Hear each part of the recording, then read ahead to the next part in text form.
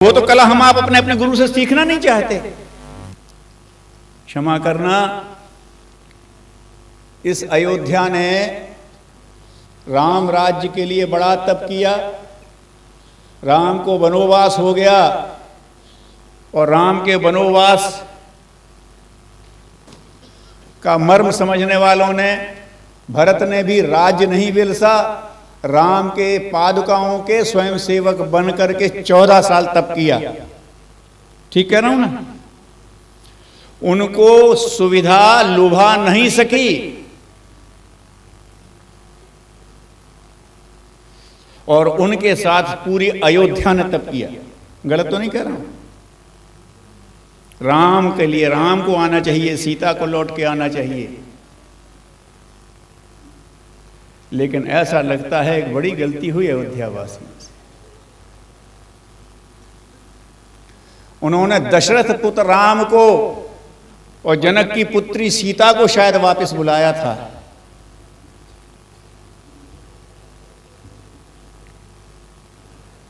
उस राम को शायद नहीं बुलाया था।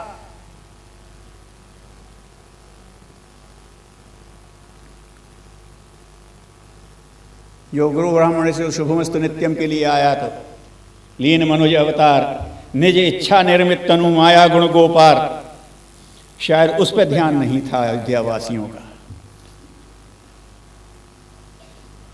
आदि शक्ति यही जग उपजाया, सो अवतरहि मोर वह माया।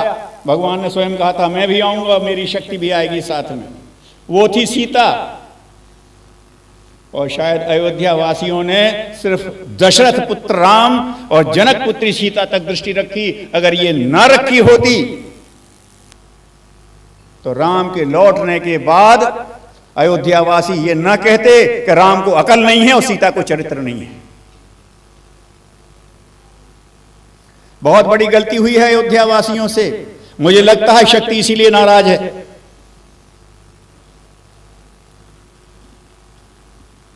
राम नहीं जानता कि सीता कैसी है, राम को बुद्धि नहीं है और सीता को चरित्र नहीं है। और वही अयोध्यावासी कह रहे हैं जिन्होंने राम के लिए 14 वर्ष तप किया है। निश्चित रूप से युग शक्ति का और युग पुरुष का रूप राम का उनकी निगाह से उतर गया होगा, नहीं तो ऐसा नहीं करते,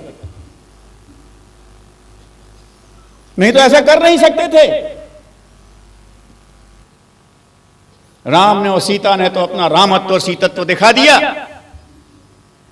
लो देखो क्या होता है, राम राज्य बनेगा और सीता दिखाई कि राम की शक्ति से मेरी शक्ति कम नहीं है, लवकुश को बना करके। और जब सम्मान देने के लिए अयोध्या खड़ी हो जाएगी तो सीता हाथ हिता के चले आएगी, मैं सम्मान के लिए नहीं आई थी, सृजन के लिए आई थी। तो सृजन करके चली, टाटा, रोते तुम रहो हम तो चले, खुश रहो अहले वतन। हम तुम्हारा सम्मान लेने आए थे, हम तुम्हारे सम्मान के भूखे हैं, तुम्हारे सहयोग की भिखारिणी है सीता। युग शक्ति तुम्हारे सहारे चलेगी, तुम सम्मान नहीं दे सकते उसको। ये गलती दोबारा नहीं करनी है। आपने क्या समझ रखा है युग ऋषि को और उनकी शक्ति को?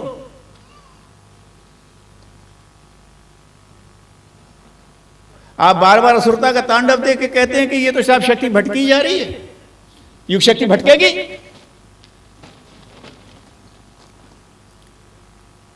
अभी डॉक्टर साहब कह रहे थे कि गुरुदेव ने लिखा है कि हम वो देते हैं, हमको तलाश है उन व्यक्तियों की जो शक्ति का माध्यम बने। युग शक्ति का माध्यम बनना चाहिए था। अयोध्या को कहना चाहिए था कि आप हमें सृजन सिखाइए और हम भी सृजन करेंगे।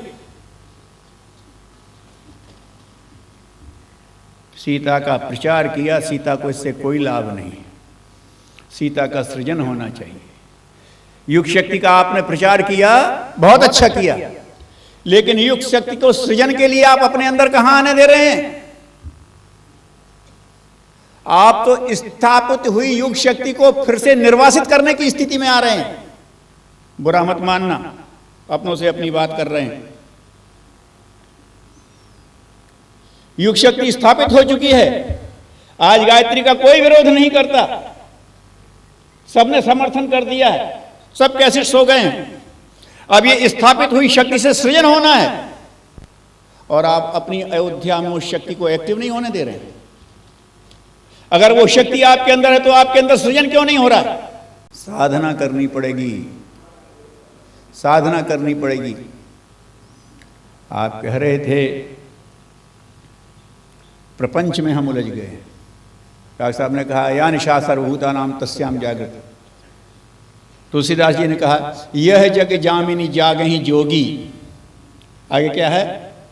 परमारथी प्रपंच वियोगी। जो प्रपंच से बच जाएं और परमार्थ में लग जाए, माने यज्ञ कर्म में लग जाएं। आपको आचार्य श्री राम का परिचय नहीं हुआ अभी तक? आपको अभी तक आचार्य श्री राम शर्मा का परिचय नहीं हुआ? अभी तक राम को आप दशरथ नंदन तक ही सीमित करते हैं। युग शक्ति को अभी तक कर्मकांड से बंधी हुई ही मानते हैं। आप गुरुदेव का नाम भर लेते हैं, वेद मूर्ति तपोनिष्ठ आचार्य युग ऋषि, लेकिन उस रूप में शायद अभी परिचय नहीं हुआ आपका। और अगर हुआ तो आप परिचय क्यों नहीं देते लोगों को?